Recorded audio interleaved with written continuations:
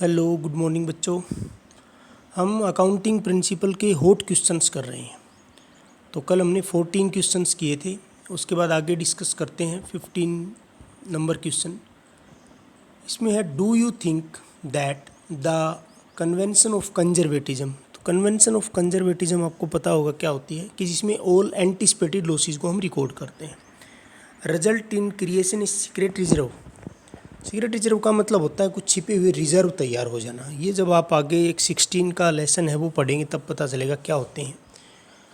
कि कई बार हमारी अकाउंटिंग पॉलिसीज़ की वजह से कुछ रिजर्व तैयार हो जाते हैं, गुप्त फंड तैयार हो जाते हैं, वो सीक्रेट रिजर्व होते हैं।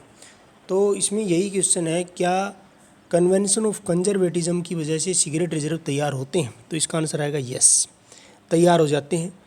क्योंकि इसमें प्रोविज़न हमने दिखाया, मान लो 5% का बैड डेट्स का, और पैसा कुछ नहीं डूबता, क्योंकि इसमें एक्चुअल प्रॉफिट जो है वो कम दिखते हैं, क्योंकि हमने सारे एंटीसिपेटेड लॉसेस को रिकॉर्ड कर लिया है। तो जो एक्चुअल प्रॉफिट है वो कम दिखाई देंगे। असेट्स जो है वो कम वैल्यू पे दिखाई देंगी, लायबिलिटी ज़्यादा वैल्यू पे दिखाई जाएंगी। तो इस तरह से सीक्रेट रिजर्व तैयार हो जाते हैं। फिर है 16 question, identify the value involves in the assumption of going concern. कह रहा जो गोइंग कंसर्न अजम्पशन है कि बिजनेस चलता रहेगा, इसमें क्या क्या वैल्यूज़ इन्वॉल्व हैं। तो इसके अंदर एक तो जो कैपिटल एक्सपेंडिचर है और रिवेन्यू एक्सपेंडिचर है, उनमें डिफरेंस क्रिएट होता है इसी की वजह से। अदरवाइज मान लो ये ना हो गोइंग कंसर्न कंसेप्ट कि बिजनेस ये 1 साल चलेगा, तो क्या कैपिटल एक्सपेंडिचर और क्या रिवेन्यू एक्सपेंडिचर। तो पहली चीज़ तो ये। दूसरा जो असेट्स है, आज हमने कोई असेट्स खरीदी 20 लाख रुपीज़ की फिक्स असेट्स, उसको हम पूरे 20 लाख से नहीं दिखाते, मतलब बैलेंस शीट में दिखाते हैं, प्रॉफिट एंड लॉस अकाउंट में नहीं दिखाते। डेप्रीसिएशन चार्ज करते हैं ईयर टू ईयर उसके ऊपर, ये भी इसी कंसेप्ट के कारण है। तो गोइंग कंसर्न कंसेप्ट के ये है। दूसरा, कोई भी आगे की फ्यूचर की ट्रांजेक्शन्स होती हैं, कोई कंपनी के शेयर खरीदता है, क्यों खरीदते हो शेयर? क्योंकि कंपनी तो चलेगी। अगर ये होगी बंद हो जाएगी तो कोई नहीं खरीदेगा, डिबेंचर नहीं खरीदेगा, तो वो भी इसकी जो है वैल्यूज़ हैं। फिर है why fix assets are not shown in the books at market value. क्योंकि हमने जो फिक्स असेट्स हैं उनको बेचना नहीं है, वो रीसेल के लिए नहीं है, तो मार्केट वैल्यू तो इररिलेवेंट है। जबकि जो कॉस्ट प्राइस है उसका हमारे पास एक वाउचर भी है, प्रूफ भी है, बिल भी है ना, तो वेरीफेबल भी है वो कॉस्ट। और दूसरा, हमने उसको बेचना नहीं है, रीसेल के लिए नहीं है, और वो लंबे समय तक यूज़ के लिए है। तो इसलिए फिक्स असेट्स को जो है मार्केट वैल्यू की बजाय कॉस्ट प्राइस पे दिखाया जाता है। फिर है why the entire life of business enterprise is divided into time interval. अब बिजनेस चलेगा इंडेफिनेट टाइम पीरियड के लिए, तो प्रॉफिट फाइंड आउट करने के लिए साल हमने जो है टाइम इंटरवल बना रखा है, ताकि एक फिक्स टाइम इंटरवल के बाद हमें नेट प्रॉफिट या लॉस का पता चल जाए कि बिजनेस किस साइड जा रहा है। तो इसीलिए टाइम इंटरवल बना रखा है। फिर है 19 का, a company purchase goods for rupees 5 lakh, 5 lakh रुपए की खरीदती है, 80% इसमें से बेच दिया, यानी कि 4 लाख रुपए की बेच दी, 1 लाख रुपए की रह गई stock during the year. The market value है बची हुई वो 90,000 रुपये है। The company valued the closing stock at cost. लेकिन कंपनी ने किसको वैल्यू कर दिया? कॉस्ट पर, यानी कि 1 लाख रुपये बुक्स में दिखा दिए। विच प्रिंसिपल इज बीइंग वोयलेटेड, कह रहा किस प्रिंसिपल का उल्लंघन हुआ है, वोयलेट हुआ है? तो प्रिंसिपल ऑफ प्रीडिवेंस। उसी में क्या था कि क्लोजिंग स्टॉक, मार्केट प्राइस और cost price, which ever is less, उस पर दिखाया जाएगा। तो यहाँ पे आ जाएगा वोयलेशन हुआ है प्रिंसिपल ऑफ कंजर्वेटिज्म या प्रीडिवेंस। फिर है on 25 March 2017 A fire broke out the premises of Kamal limited. Kamal limited के भवन में आग लग गई है 25 मार्च 2017 को, and destroyed A part of plant and machinery destroyed हो गई है। On account of this A sharp decline in production, अगले 6 महीने के लिए कह रहा है कि प्रोडक्शन नहीं हो पाएगा, एक्सपेक्टेड है ये। Company didn't disclose this fact, कह रहा है कंपनी ने इस फैक्ट को नहीं दिखाया एनुअल रिपोर्ट में। What is your opinion about the omission? Omission हुआ है फुल्ली डिस्क्लोजर का, कि भाई सारी सूचनाएं जो है वो उन्होंने प्रकाशित नहीं करी एनुअल रिपोर्ट में। बहुत ज़रूरी थी, क्योंकि 6 महीने तक प्रोडक्शन नहीं हो पाएगा, इन्वेस्टर, फ्यूचर के इन्वेस्टर, उनको लॉस हो सकता है इसमें, तो फुल्ली डिस्क्लोजर का ओमिशन हुआ है। उसके बाद 21 का है, R limited purchase 500 square metre land, 500 square metre ज़मीन खरीदी है, 1.5 करोड़ की to build a factory at the end of the year. The market value of land was 1.35 crore. Market value जो है वो 1.35 करोड़ है।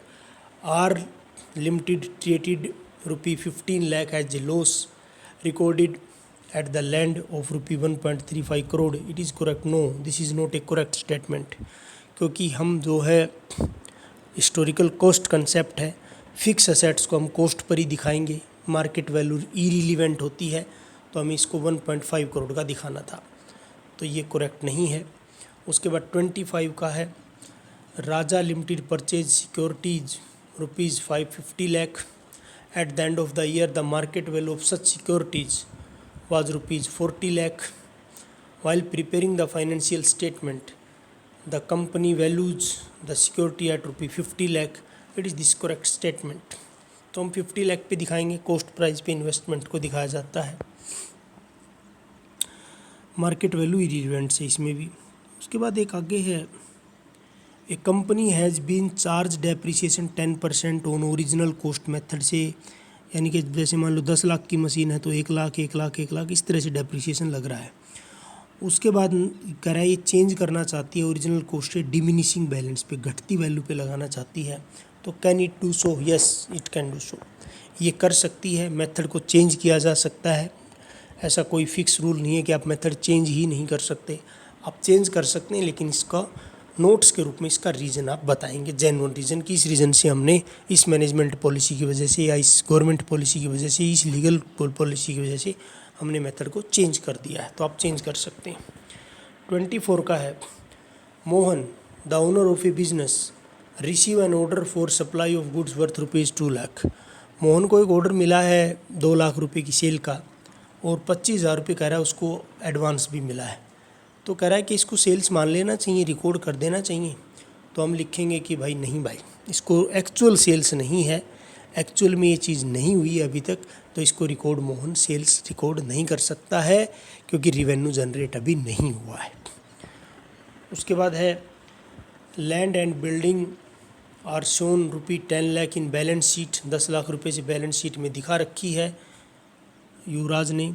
However as per the certificate of government values वो 200 लाख रुपये है, तो मिस्टर युवराज जो है इस वैल्यू पे दिखाना चाहता है, क्या वो कर सकता है? तो नहीं कर सकता बिल्कुल भी, क्योंकि कॉस्ट कंसेप्ट है, फिक्स असेट्स को हमेशा ही कॉस्ट वैल्यू के ऊपर दिखाया जाएगा, जिस पे उसको एक्वायर किया गया था, तो 10 लाख रुपये की ही दिखाई जाएगी।